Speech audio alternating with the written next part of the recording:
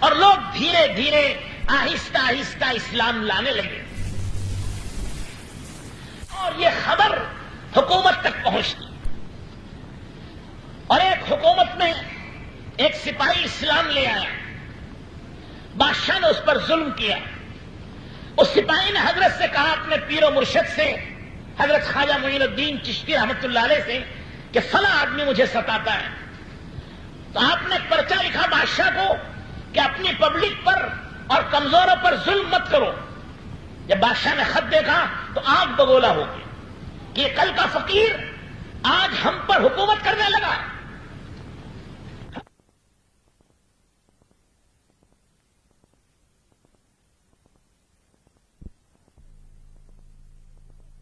بادشاہ کے نشے میں وہ یہ کہتا ہے ہم بھی دیکھیں گے کہ ہم نے اس کا پورا ملک چھین کر مسلمانوں کے حوالے کر.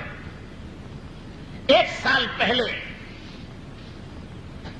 شہاب الدین غوری نے حملہ کیا تھا ہندوستان پر, شکست کھائی اور ان رجپوتوں نے زبردست مسلمانوں کا نقصان کیا تھا اور مسلمانوں کی فوجیں ہاری اور واپس بھاگ گئی.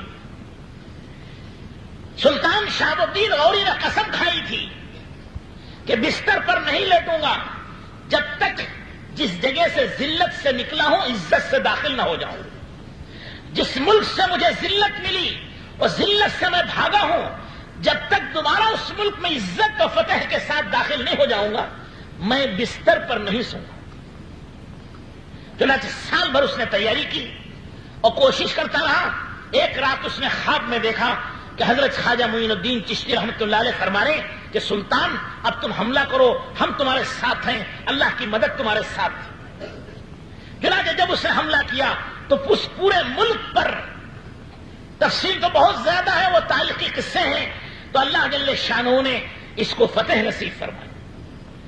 اور اسی لیے حضرت خواجہ غریب النواز رحمۃ اللہ علیہ کو سلطان الہند کہتے کہ اصل ہندوستان کا فاتح شہاب الدین غوری نہیں ہے, اصل فاتح اعظم حضرت پیران پیر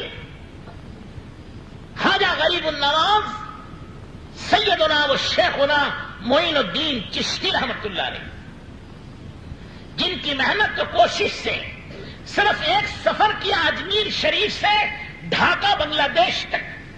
اس ایک سفر میں 90 لاکھ انسانوں کو خدا نے ہدایت, ایک سفر میں, باقی اور بے شمار سفر ہیں. کیونکہ اللہ جل شانہ نے اور رسول اللہ صلی اللہ علیہ وسلم نے انہیں بھیجا ہی تھا اسلام کی تبلیغ کے لیے, اسلام کو پھیلانے کے لیے اور ایمان کو زندہ کرنے کے لیے. کام ہی یہ تھا, اللہ کی مدد سے, اللہ کی توفیق سے وہ کرتے چلے گئے اور ہر میدان ان کے ہاتھ میں تھا, ہر باطل طاقت ان کے سامنے ٹوٹ جاتی. اس لیے تھی کہ اللہ کا وعدہ ہے ان تنصروا اللہ ینصرکم ویثبت اقدامکم, اگر تم اللہ کے دین کی مدد کرو گے اللہ تعالیٰ تمہاری مدد کریں گے اور تمہارے قدموں کو جما دیں گے. ساری دنیا کی طاقت تمہارا بال بیکا نہیں کرے گی, پوری دنیا بھی تمہارے مقابلے میں آ جائے گی, برباد ہو جائے گی, تم اللہ کے حکم سے کامیاب ہو جاؤ. چنانچہ حضرت خواجہ معین الدین چشتی رحمۃ اللہ علیہ نے ساری ہندوستان پر ایمان کے پرچم لہرائے اور ایمان کے جھنڈے لہرائے, انسانوں کے دلوں سے کفر کو جلا کر راکھ کر دیا اور ایمان کے بیج بوئے, لاکھوں کروڑوں کو اللہ نے ہدایت دی. بزرگوں اور دوستوں اور بھائیوں, ان کی سیرت, ان کے ارشادات, ان کی زندگی آقا رحمت سرور کونین تاجدار مدینہ احمد مجتبی محمد مصطفیٰ حضرت رسول اللہ صلی اللہ علیہ وسلم کے عین مطابق تھی. حضرت پیران پیر حضرت خواجہ غریب النواز شیخ معین الدین چشتی رحمۃ اللہ علیہ غرق ہو جاتے تھے کبھی کبھی اللہ کے عشق و محبت میں, جسے بزرگوں کی زبان میں سکر کہتے ہیں. نشہ, شراب عشق, سن رہے بھائی؟ کیا سنیں گے؟ شراب, دارو, یہ تو حرام ہے جو آج کل کے بزرگوں نے شروع کر لیا ہے. وہ تھا شراب عشق، محبت اور اللہ کی عشق کی شراب. جب وہ پیتے تھے نشہ آتا تھا. کہہ کا نشہ اللہ کی محبت میں گم ہو جاتے تھے اور ڈوب جاتے تھے، جسے غرق ہونا کہتے ہیں. استغراق، سکران، یہ وہ چیزیں ہیں جو ہماری سمجھ سے بہت دور ہیں. تو ایسا ہے جیسے UKG یا LKG کے بچے کے ہاتھ میں میڈیکل کی کتاب دے دی جائے. بیچارہ کیا پڑھے گا، کیا سمجھے گا. وہ لکھنؤ کے نواب صاحب تھے اور ان کو بڑی بڑی باتیں کرنے کا، فصاحت و بلاغت کا بڑا شوق تھا. فصاحت سمجھتے نا، فصاحت عربی فارسی موٹے بہت باریک الفاظ ایسے جو سمجھ میں نہ آتے ہوں. وہ بڑی. تو ایک دیہاتی آیا، کھیڑے کا آدمی. کھیڑے والے بیچارے موٹی بات کرتے ہیں.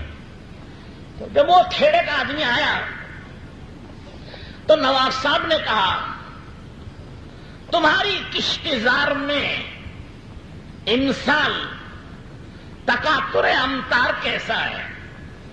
کیا سمجھے؟ کھیڑے کا آدمی کھیڑوس پہلے وہ کھیڑے کا آدمی سمجھا حضرت قرآن پڑھ رہی ہیں، میں بعد میں آپ کو ملتا ہوں، گھر کو نکل لیا انہیں. وزیر بولے ارے نادان، بادشاہ تجھ سے بات کر رہے ہیں. نواب صاحب کہاں چلے جا رہا ہے؟ ہاں بادشاہ بات کر رہے ہیں. کہا کیا بات کر رہے ہیں؟ کہا وہ یہ پوچھ رہے ہیں کہ تمہارے ہاں بارش کیسی ہے. کہنے لگے لا حول ولا قوت الا باللہ العلی العظیم. یہ انہوں نے بادشاہ نے کہا انسال تقاطر امتار. میرے باپ نے بھی نہیں سنا ایسے الفاظ، تو میرے فرشتوں کو بھی پتا نہیں یہ الفاظ میں کیا پوچھ رہے ہیں. تو وہ پوچھنا کیا چاہتے تھے کہ تمہارے ہاں بارش کیسی ہے. تو اسے انہوں نے کیا بنایا؟ امسال. امسال کے معنی اس سال تمہاری کشتزار، تمہاری کھیتی میں، تمہاری زمینوں میں تقاطر امتار، بارش. اب یہ الفاظ کیوں بھائی کس کی سمجھ میں آئیں گے؟ وہ کھیڑے والا کیا ہماری بھی سمجھ میں نہیں آ رہا ہے. تو اس سے بھی آگے کی بات ہے. سکران کا تو شراب کا، گانجے کا نشہ لے لیا. ارے وہ معرفت کا نشہ تھا، محبت کا نشہ تھا. وہ گانا گاتے تھے، قوالی کرتے تھے، لیکن کون سی قوالی کے لیے شرط ہے. چشتیہ کے ہاں قوالی سنی جاتی ہے. حضرت خواجہ غریب النواز شیخ معین الدین چشتی رحمت اللہ علیہ کے ہاں قوالیاں سنی جاتی تھیں. سنانے والا پوری ایک مشت داڑھی رکھتا تھا، سنانے سے پہلے وضو کرتا تھا اور اس کے بعد وہ اشعار پڑھتا تھا جس سے محبت کی آگ لگتی تھی اور محبت کی آگ بھڑکتی تھی اور عشق و محبت میں وہ ڈوب جاتے تھے. داڑھی منڈے ہوئے سے قوالی سننا مکروہ تحریمی ہے. عورت سے قوالی سننا حرام ہے. بزرگوں کو بدنام کرنا ہے. اس کا مطلب یہ ہے کہ تم چشتیہ خاندان کو بدنام کرنا چاہتے ہو. عورتوں کے قوالی کر کے کہتے ہو کہ ہم بزرگوں کو مانتے ہیں. بزرگوں کو کیا مانتے ہو؟ تم تو بزرگوں کے جنازے نکال رہے ہو. بزرگوں نے کبھی کسی عورت سے قوالی نہیں سنی، کسی داڑھی منڈے سے قوالی نہیں سنی، کسی دنیاوی گانے بجانے کے رنگ میں قوالی نہیں سنی. قوالی ضرور سنی ہے، بار بار سنی ہے. بلکہ اسی قوالی میں حضرت خواجہ معین الدین چشتی رحمت اللہ علیہ کے جو بڑے خلیفہ ہیں خواجہ قطب الدین کاکی رحمت اللہ علیہ، قوالی سنتے سنتے قوالی کے ایک شعر پر ہی جان دی. کشتگانے خنجر تسلیم را، کشتگانے خنجر تسلیم را، ہر جہاں از غیب جانے دیگر است. یہ ایک شعر ہے فارسی کا. کشتگانے خنجر تسلیم لا، اللہ کے عشق و محبت میں اس کے خنجر کے مار نے بہت سو کو قتل کیا ہے، لیکن وہ قتل ہونے والے ہر زمانے میں زندہ رہتے ہیں. بس اس پر وجد آ گیا، اس پر مچلنے لگے، اس پر جھومنے لگے، اس پر شکر ہوا، اس پر بے ہوشی ہوئی، 3 دن تک اسی شعر کو پڑھتے پڑھتے مر گئے، انتقال فرما گئے۔ اسے کہتے ہیں قوالی۔ یہ ہے آتش عشق۔ عشق و محبت کی آگ جب سینے میں لگتی ہے تو ساری محبتوں کو جلا کر راکھ کر دیتی ہے، بس اللہ کی محبت اس میں باقی رہ جاتی ہے۔ اسی کو معرفت اور حقیقت کہتے ہیں کہ اس دل میں دو نہ رہیں، دو ہی پسند نہیں ہے، ایک تائی پسند ہے، ایک ہے۔ تو میں نے عرض کیا کہ بزرگوں اور دوستوں اور بھائیوں، حضرت خواجہ غریب النواز رحمت اللہ علیہ پر جب شکر ہوتا تھا، نماز کی حالت تھا، نماز کا وقت آتا، بے ہوش ہیں، آپے سے باہر ہیں، عشق الہی میں ڈوب چکے ہیں اور اپنے آپ سے کھو چکے ہیں، لیکن حکم تھا حضرت خواجہ قطب الدین کاکی رحمت اللہ علیہ کو اور حضرت خواجہ حمید الدین ناگوری رحمت اللہ علیہ، خواجہ حمید الدین ناگوری اور خواجہ قطب الدین کاکی، ان دونوں کو حکم تھا کہ میں جس حال میں بھی رہوں مجھے کھینچ کر نماز میں کھڑا کیا جائے اور مجھے ہوش میں لائیں۔ یہ دونوں جھنجھوڑتے تھے اور کھڑا کر دیتے تھے، وہ کہتے ہیں الصلاۃ الصلاۃ الصلاۃ، نماز نماز، پیر و مرشد نماز۔ اب ہوش میں آتے نماز پڑھتے۔ نماز کے بعد فرمایا بے شک جو نماز نہ پڑھے اسلام میں اس کا کوئی حصہ نہیں، اسلام میں اس کا کوئی حصہ نہیں ہے جو نماز نہ پڑھتا۔ اور یہ حضرت رسول اللہ صلی اللہ علیہ وسلم کی بات ہے۔ حضور اکرم صلی اللہ علیہ وسلم نے فرمایا نماز اسلام میں ایسی ہے جیسے انسان کے بدن میں سر ہوتا ہے۔ آپ نے دنیا میں بغیر ہاتھ کا آدمی دیکھا ہوگا، بغیر پاؤں کا آدمی دیکھا ہوگا، لیکن بغیر سر کا کوئی انسان نہیں رہ سکتا، بغیر سر کے کوئی انسان نہیں ہے۔ اسی طرح بغیر نماز کے کوئی مسلمان نہیں بن سکتا۔ حضرت پیران پیر غوث العظم دستگیر سیدنا و شیخنا عبد القادر جیلانی رحمت اللہ علیہ فرماتے ہیں جس نے مسلسل 3 وقت کی نماز چھوڑ دی، 3 وقت کی، صرف 3 وقت کی، ظہر عصر مغرب مثلا چھوڑ دی، تو حضرت پیران پیر رحمت اللہ علیہ فرماتے ہیں اسے جیل میں بند کرو جب تک وہ توبہ نہ کرے، اور اگر اسی حال میں مر جائے تو حضرت فرماتے ہیں اسے مسلمان کے قبرستان میں دفن مت کرو۔ ایک جگہ فرمایا اس پر نماز جنازہ بھی مت پڑھو۔ بزرگوں اور دوستوں اور بھائیوں، یہ بزرگان دین اور اولیاء اللہ تو اللہ ہی کے ہیں، اللہ ہی کا دین زندہ کرنے آئے ہیں، کوئی نئی شریعت لے کر نہیں آئے۔ نئی شریعت اگر کوئی آج لے کر آئے تو وہ شریعت مردود ہے، وہ اللہ کے ہاں قبول نہیں ہے۔ خود حضور اکرم صلی اللہ علیہ وسلم نے ارشاد فرمایا لو کان موسیٰ حیا لما وسعہ الا اتباعی، اگر حضرت موسیٰ علیہ السلام آج زندہ ہو کر آ جائیں، ان کی نجات، ان کی مغفرت بھی میری غلامی اور اتباع کرنے میں ہے۔ اگر وہ اپنی شریعت پر چلیں گے ان کی نجات نہیں ہوگی، اگر وہ اپنی کتاب تورات پر عمل کریں گے ان کی مغفرت نہیں ہوگی، ان کی مغفرت و نجات ہوگی میری شریعت پر چلنے سے، میرے قرآن پر عمل کرنے سے۔ جب موسیٰ علیہ السلام اور عیسیٰ علیہ السلام یا پہلے کے سارے نبی اور رسول بھی آ جائیں تو ان کی نجات و مغفرت بھی حضرت محمد الرسول اللہ کی غلامی میں ہے۔ تو میرے دوستو بزرگوں اور بھائیوں، اولیاء اللہ کی نجات و مغفرت بھی اور ان کا زندگی کا مقصد بھی اللہ کے رسول کی غلامی ہے۔ کوئی نئی شریعت لے کر نہیں آئے، نئی شریعت جو لے کر آئے گا وہ مردود ہے، وہ نئی شریعت نہیں چلے گی۔ نئی شریعت لانے والا کافر ہے، نئی شریعت لانے والا کذاب ہے، نئی شریعت لانے والا مردود ہے، نئی شریعت کوئی نہیں لا سکتا۔ نبی کو بھی اختیار نہیں ہے کہ ہمارے نبی کے خلاف کوئی شریعت لا کے کھڑا کرے۔ موسیٰ علیہ السلام کو بھی اختیار نہیں ہے، ابراہیم علیہ السلام کو بھی اختیار نہیں ہے، آدم علیہ السلام کو بھی اختیار نہیں ہے کہ کوئی نئی شریعت لا کر کھڑا کر دے۔ نہیں چلے گی، نہیں چلے گی، وہ بھی اپنا مقام چھوڑ دیں گے۔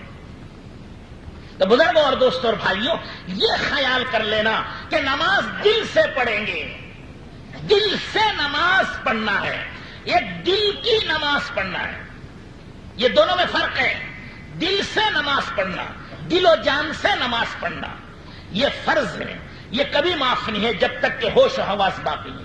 ہاں، پاگل ہو جائے، دیوانہ ہو جائے، مر جائے تو معاف، پاگل ہو جائے معاف، جب تک ہوش و حواس باقی ہے نماز معاف نہیں۔ یہ دل سے نماز پڑھنا ہے، دل کی نماز نہیں۔ ایک لوگوں نے بنا لیا دل کی نماز، ظاہر میں نماز نہیں پڑھتے، دل کی پڑھتے ہیں۔ ہم ان سے کہتے ہیں ضرور پڑھو بھائی، دل کی نماز بھی پڑھو، دل سے ہی کھانا بھی کھاؤ۔ یہ کیا سامنے رکھ کے تورے تورے ہضم کر جاتے ہو؟ بھائی دل سے کھاؤ نا، دل سے کھانا کھاؤ، دل سے ہی شادی کرو۔ عورت سے شادی مت کرو، دل سے کرو، ٹھیک ہے؟ دل سے ہی دکان چلاؤ، دل سے ہی کھیتی کرو، دل سے ہی بازار کو جاؤ، گھر اٹھ کے مت جاؤ باہر، وہاں تو کوئی کمی کرتا، ایسا نہیں ہے۔ ایک پیر صاحب آیا ہے، وہ مسجد میں لاٹھی چلانے لگے، لوگ جمع ہو گئے، کہنے لگے کیا بات ہے؟ کہا کعبۃ اللہ میں کتا گھس گیا تھا، اس کو میں مار رہا تھا۔ ارے کعبۃ اللہ میں کتا گھسا اور آپ اس گاؤں کے اندر دیکھ کے مار رہے ہیں؟ بڑی تعریف کی، ایک مرید نے دعوت کی ان کی، وہ بیوی سے جا کر، بیوی تھی ہوشیار، بعض عورتیں ہوشیار بھی ہوتی ہیں، انہوں نے کہا اچھا جی تمہارے پیر صاحب نے کعبے کے کتے کو یہاں دیکھ لیا؟ کہاں تھا؟ تو کہا اچھا دعوت، اچھا دعوت ہے بھائی۔ تو عورت نے ہوشیاری کیا کی، اخنی وخنی اچھی بنا کر گوشت سب نیچے رکھ دیا، اوپر رکھا کھانا ڈال دیا، سادہ کھانا، اور پیر صاحب کی دعوت، پیر صاحب کے سامنے تورا رکھ دیا، کھانا رکھ دیا۔ تو پیر صاحب دیکھتے ہی آگ بگولا ہو گئے، کہنے لگے تجھے دعوت کرنی آتی ہے نالائق کہیں کا؟ یہ رکھا کھانا رکھ دیا، ایسے کھانا کھلایا جاتا ہے؟ تو بیوی نے اندر سے کہا حضرت آپ نے تو کل کعبۃ اللہ کے کتے کو دیکھ لیا ہزاروں میل دور سے، یہ کھانے کے اندر ڈلیاں رکھی وہ نہیں نظر آ رہی؟ ارے تمہاری پلیٹ میں ڈلیاں ہیں وہ نظر نہیں آ رہی ہیں، اور یہاں سے دیکھ لیا کعبۃ اللہ میں جا کے کتے کو مار دیا۔ سبحان اللہ۔ تو بہرحال بزرگوں اور دوستوں اور بھائیوں، ہمارے اکابرین اور بزرگان دین اور اولیاء اللہ نے نماز نہیں چھوڑی جب تک ہوش رہا ہے، کسی نے نہیں چھوڑی، اور ان کا تو بڑا سخت قول ہے۔ ان کو یہ کیسے چھوڑ سکتے ہیں جب حضرت سیدنا و مولانا محمد الرسول اللہ صلی اللہ علیہ وسلم نے نہیں چھوڑی تو دوسرا کیسے چھوڑ سکتا ہے؟ آپ کی سنت کے خلاف، آپ کے طریقے کے خلاف چل کے نجات کیسے پا سکتا ہے وہ؟ شیخ سعدی رحمت اللہ علیہ بڑے اولیاء اللہ ہیں، فرماتے خلاف پیغمبر کسیرہ گزید کہ ہرگز و منزل نہ خواہد رسید۔ پیغمبر صلی اللہ علیہ وسلم کے خلاف چلو گے قیامت تک بھی منزل تک نہیں پہنچو گے، بھٹک جاؤ گے، گمراہ ہو جاؤ گے، منزل مقصود کو نہیں پہنچو گے۔ تو بہرحال بزرگوں اور دوستوں اور بھائیوں، حضرت خواجہ معین الدین چشتی رحمت اللہ علیہ نے خلافت دی حضرت خواجہ قطب الدین کاکی رحمت اللہ علیہ۔ 4 سال کی عمر تھی حضرت خواجہ قطب الدین کاکی رحمت اللہ علیہ کی، اور ماں نے لے جا کے مکتب میں بٹھایا استاد کے پاس کہ اس کو پڑھاؤ۔ استاد نے استاد نے کہا بیٹا پڑھو بسم اللہ الرحمن الرحیم۔